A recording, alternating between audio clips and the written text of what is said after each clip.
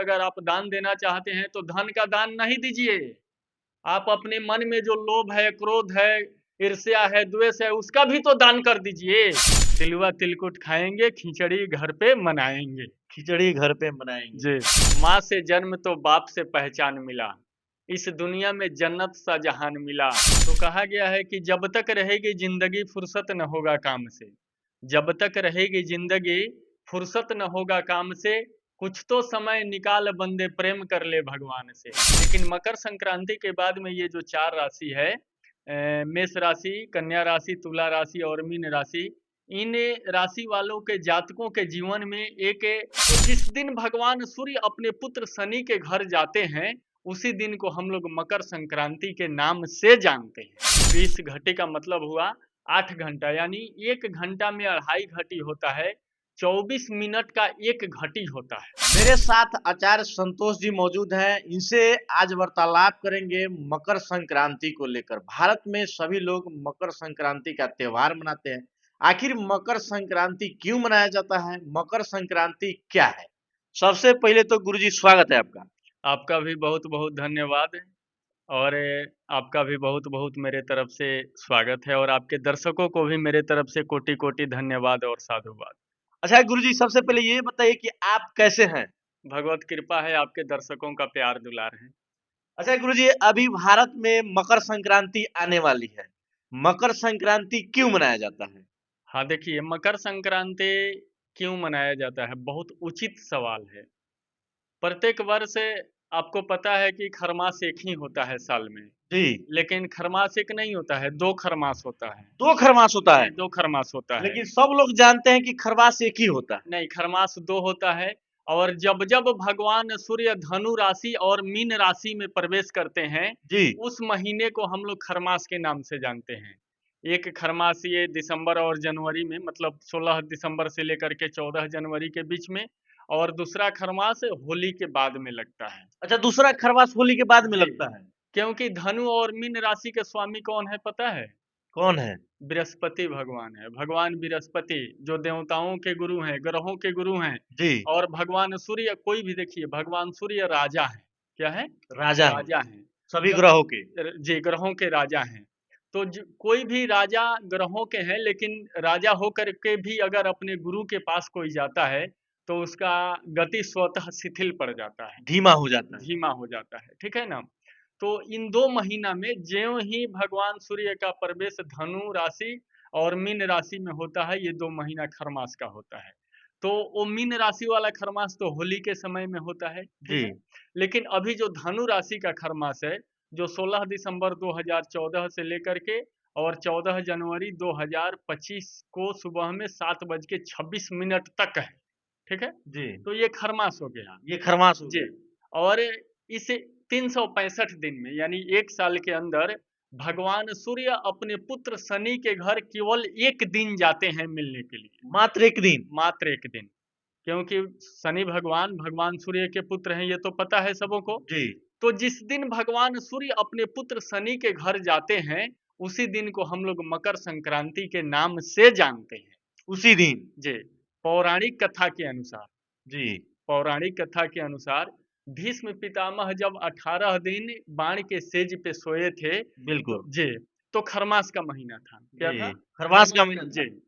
और ज्यों ही पुण्यकाल हुआ, संक्रांति हुआ, उसी दिन उनके वो मृत्यु को प्राप्त हुए, उनका प्राण निकला शरीर को छोड़ के। उस दिन से ही हम लोग मकर संक्रांति मनाते हैं। इस बार मकर संक्रांति किस तारीख को है?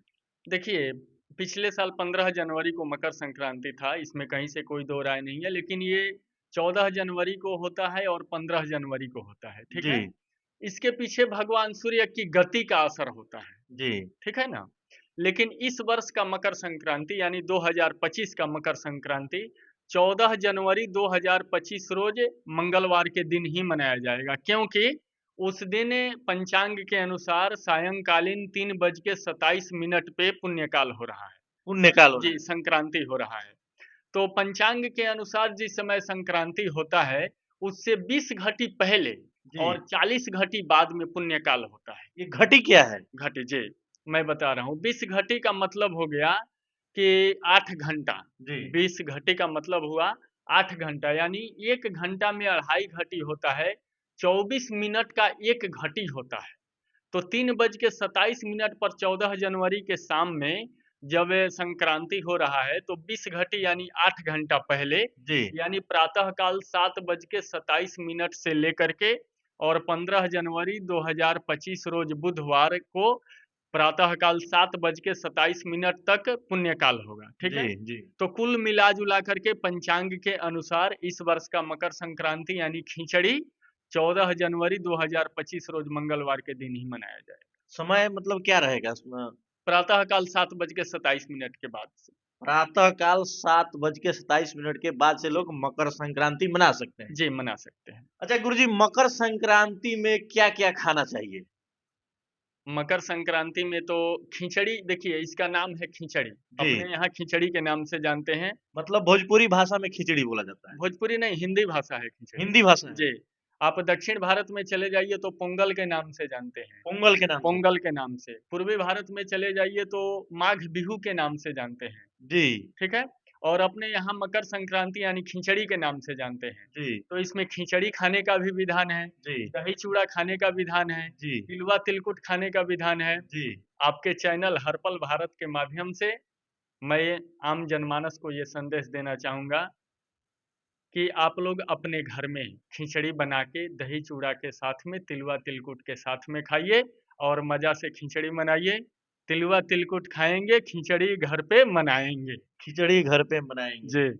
बहुत सारे लोग ये कहते हैं कि हमारे घर में खिचड़ी नहीं बनाई जाती है। इसका क्या मतलब राज है? नहीं, देखिए खिचड़ी नहीं मनाना और मनाना ये तो कहीं लिखा हुआ नहीं, ठीक जी। है ना? खिचड़ी ये पर्व नहीं है, ये त्योहार है। क्या है? त्योहार है।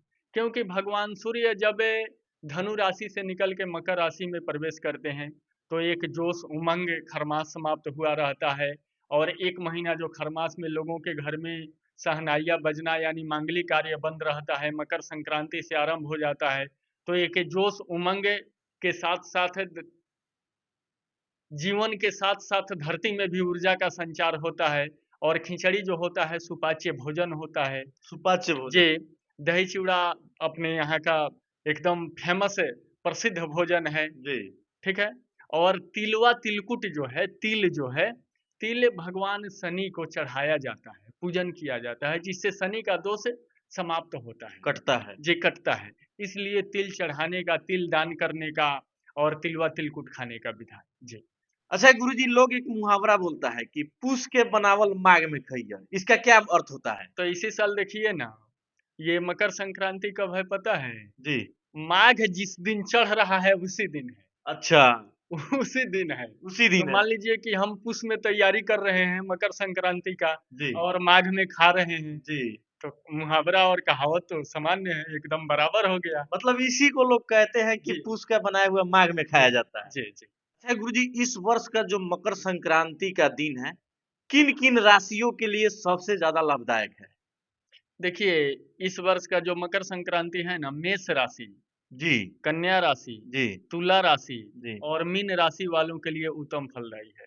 मकर संक्रांति किसी भी राशि के लिए खराब नहीं है, जी, लेकिन मकर संक्रांति के बाद में ये जो 4 राशि है, मेष राशि, कन्या राशि, तुला राशि और मीन राशि, इन राशि वालों के जातकों के जीवन में एक क्या बोलते हैं उसको, मतलब जी, उम्मीद से ज़्यादा नफ़ा होने का यानी लाभ प्राप्त होने का योग बन रहा है। इसमें अगर कोई नौकरी करता है तो नौकरी में पदोन्नति होने का योग है। जी, कोई व्यवसाय करता है तो व्यवसाय में भी मतलब उत्तरोत्तर वृद्धि प्रगति होने का योग है।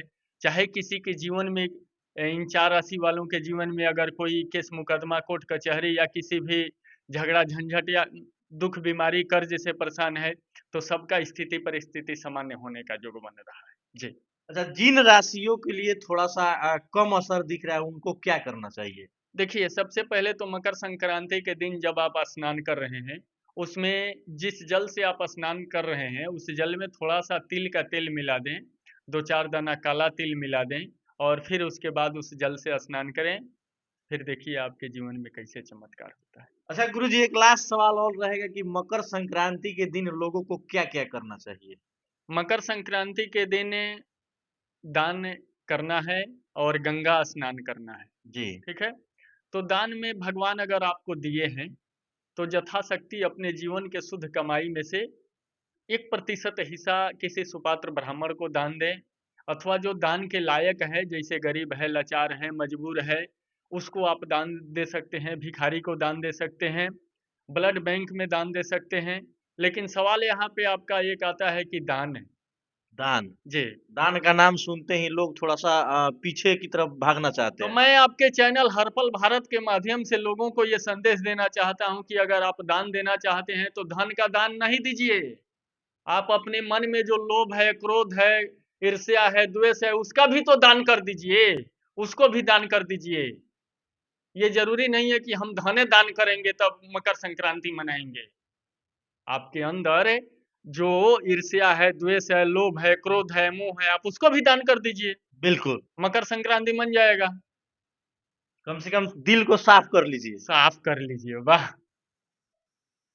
यही तो है मकर संक्रांति। देखिए, मकर संक्रांति साल में एक दिन होता है, ठीक है ना? तो कहा गया है कि जब तक रहेगी जिंदगी फुर्सत न होगा काम से। जब तक रहेगी जिंदगी फुर्सत न होगा काम से, कुछ तो समय निकाल बंदे प्रेम कर ले भगवान से।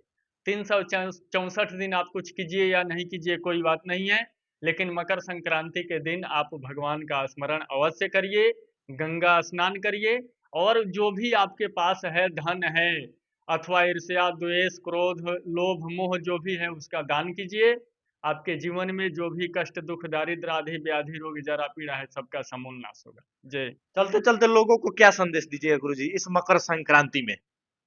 मैं आपके चैनल हर पल भारत के माध्यम से, कहा गया है कि मंदिर की घंटी आरती की थाली, नदी के किनारे सूरज की लाली, आए आप सबों के जीवन में खुशियों की बौछार, मुबारक हो आप सबको मकर संक्रांति का पावन त्योहार।